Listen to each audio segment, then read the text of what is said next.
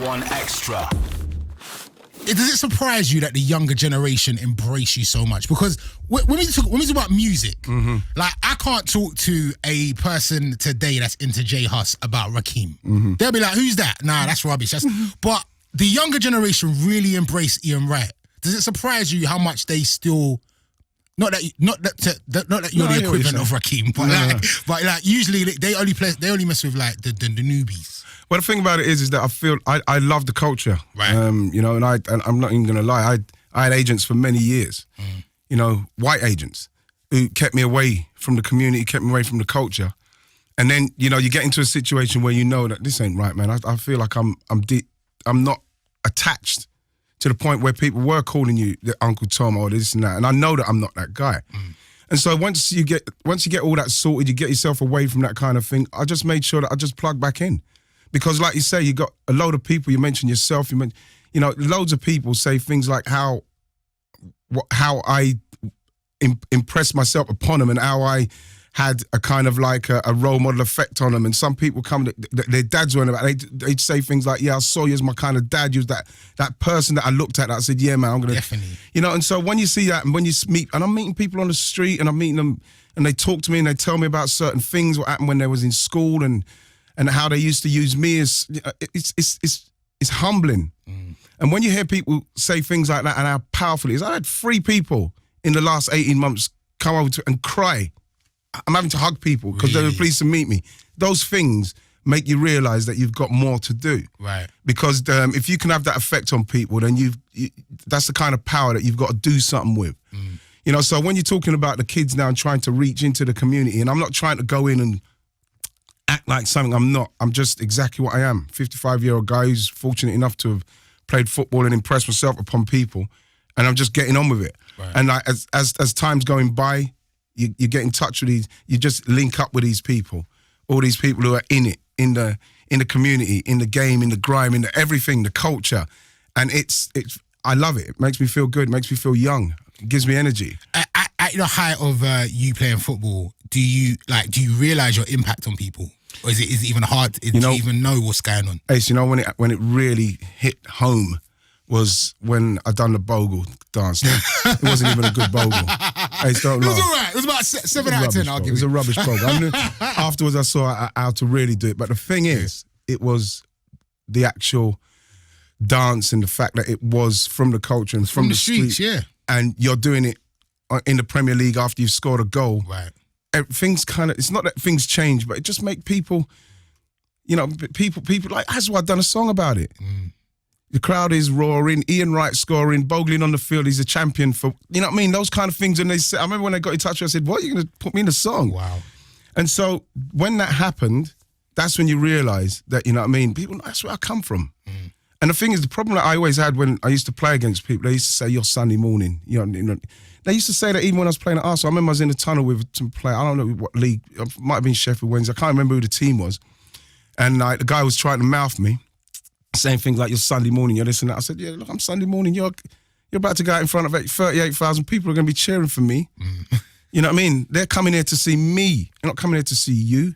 And I'm Sunday morning, I'm proud of being Sunday morning. Never lost that. Never lost my street edge, never lost my street vibe. Still in contact with all that side of it. And so I suppose that's one of the reasons why I'm still got an affinity with them. Because, you know, you're seeing with certain people, especially in the media, like you can easily fall on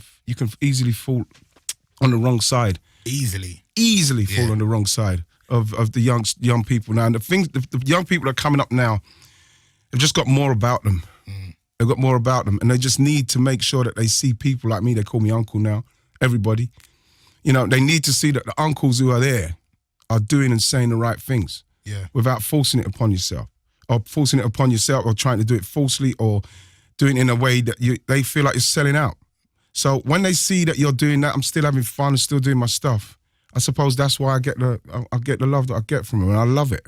That Sunday football comment. Do you feel like that's part of your superpower though? Because I feel like the fact that you claim it and you embrace it, own it, bro. It felt like that was the reason why you were so fearless on the pitch. I feel like now there's a lot of like people are scared to do things and try things. You were just out there and just having a go. You know, the thing is what I found with professional football when I got in. Remember I was playing Sunday morning football before I went to Crystal Palace. And once I went to Crystal Palace, you'd get the guys with their racial vibe and they're trying to kick you and they're trying to... But I was playing on a Sunday morning like 6-7 months.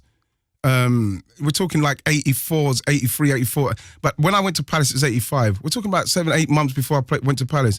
We still have to fight our way off the football pitch, get into the car and drive away in certain places. You go places like Thamesmead and the Ferrier Estate in Sidcup. You have to play down in the depths of Deptford when you get all the people come off the estate who are playing, who support Millwall normally. And so when you got them kind of people trying to break your leg, people trying to jump, people fighting from the sideline, when you're playing professional football, them man saying they're going to do stuff to you, I was laughing at them. Wow. They couldn't do nothing to me with all these people watching. And so I had a Sunday morning mentality where I was fearless on there. And because I scored so many goals when I was playing Sunday morning football, when I was playing Sunday morning football, I scored so many goals sometimes, yeah.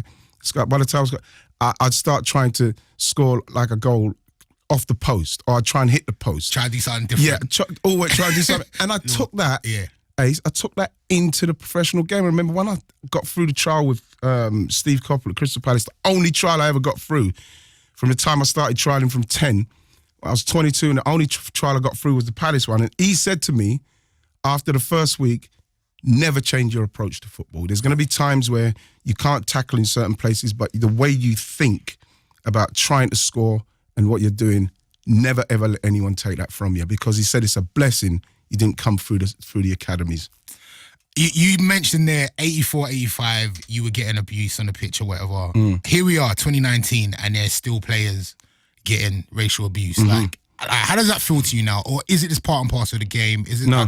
Like, tell me, how does that feel for you? It shouldn't be part and parcel of the game. We're seeing people still getting it. And what I like about nowadays, and the youngsters and the people now with the community, with our community, they can deal with it. Got platforms. People, you've seen how people like Raheem Sterling can deal with it. Raheem Sterling alone with his platform can deal with it. With everything that's going on, even Marcus Rashford, Pogba, they can all deal with it.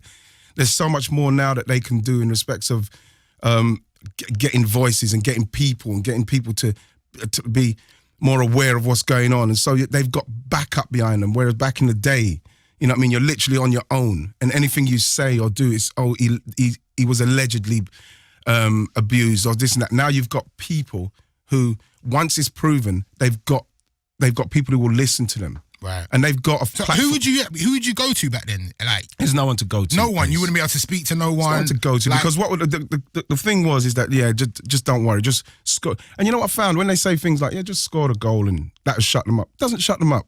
You score one goal, you go over there, they're still doing it. You score another goal, you don't shut them up. So it's not something that you ever win. You don't win. And it's not something that you want to win. Like you say, you have shut them up. I remember Terry Venables saying to Vince Hilaire, one of the great black players back in the 80s, you know what I mean? They're giving you stick, but they're going to go on holiday to try and get close to what you look like.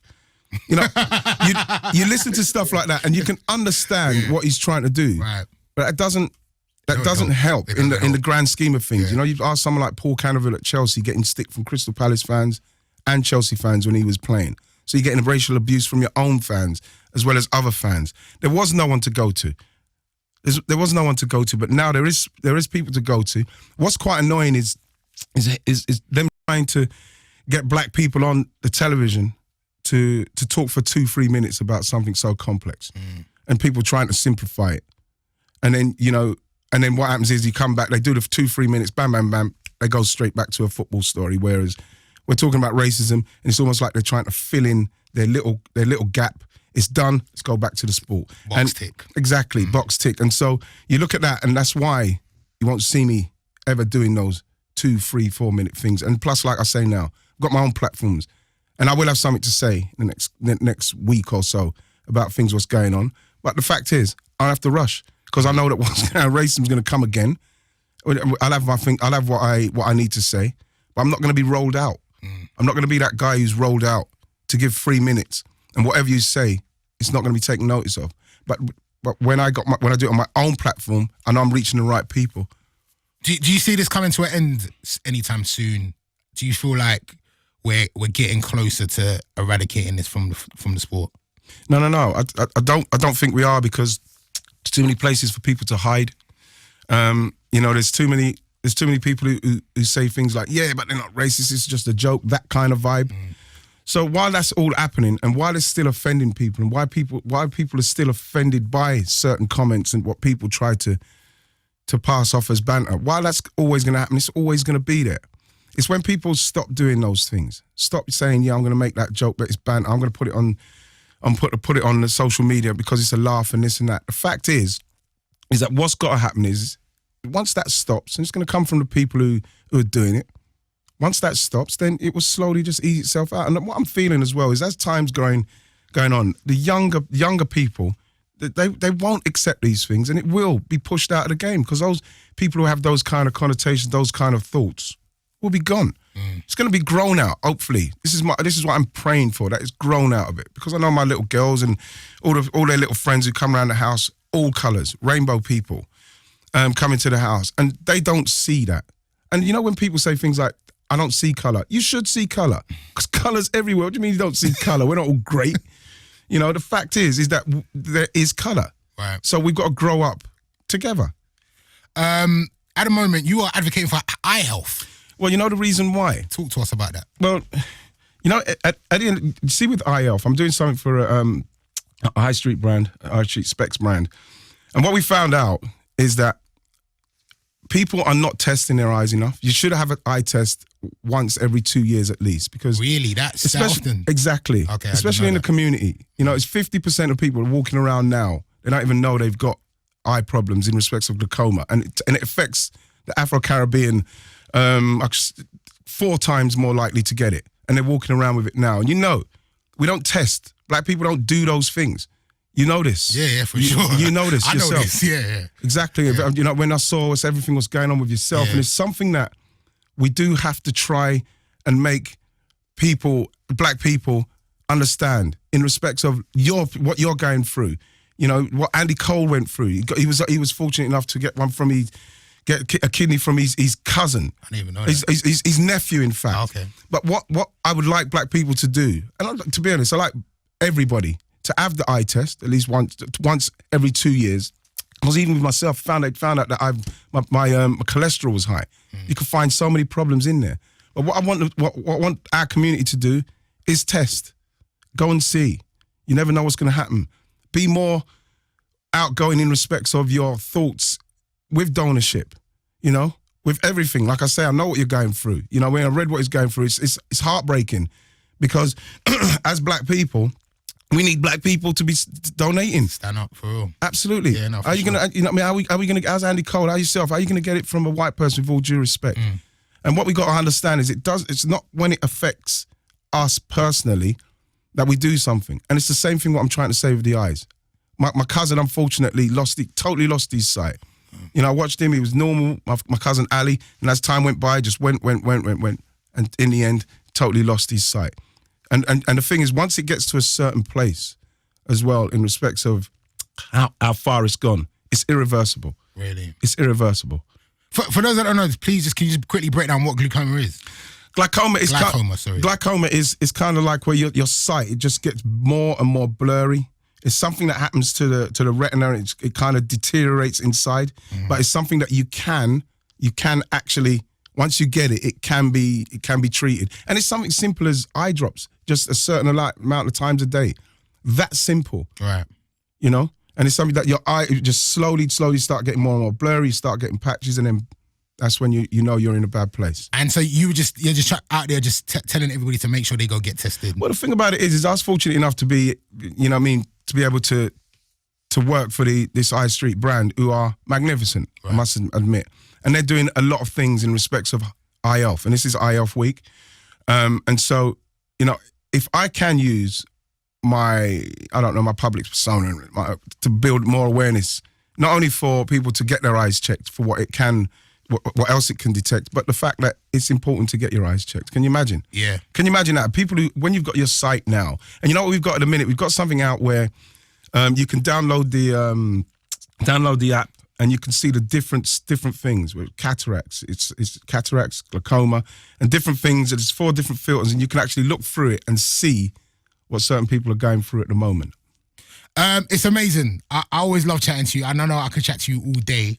And even the fact that you're doing this, like you always give back. And for me, I'm like in that place at the moment where we all know I'm waiting on a kidney. Absolutely. And I'm pretty sure I'm going to get it soon. But even after I get my kidney, it's very important for me to keep campaigning, because this organ donation thing doesn't stop, and there are other people out there that need. So I'm really like following you and watching you and how you are reaching back. I really want to appreciate this. We're going to do this again this time next year. All you need to do is call, man. I'm ready to go. All right, we're going to do this properly again next year. Thank you so much for always passing through. Love you too, bro. Oh, God bless. Thank you. If you enjoyed this, like and subscribe, and click the bell icon to keep up to date. For more great audio and video from the BBC, listen on Sounds, watch on iPlayer.